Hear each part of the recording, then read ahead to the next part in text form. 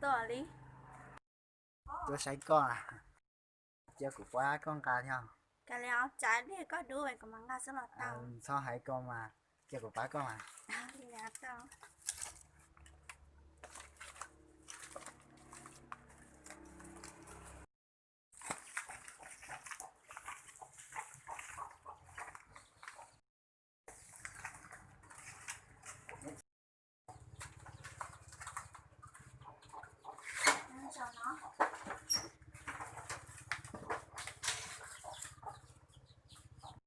Nhà lại có nhà là mình đã chỉ tao.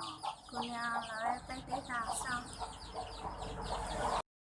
Cho lại mua. Nó nói của chị mua là. Rồi nên đại chế mua xì à. Tao mà.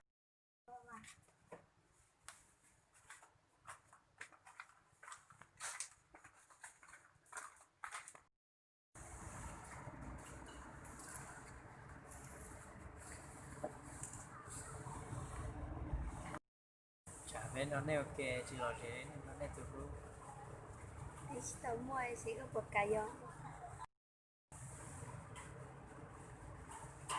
chia ra không nói về nhiều xe chả nên gọi lên lúc xe hay là lúc cho ý lo xe là Thì nó cũng giá này. Thì mua con đồ cũ.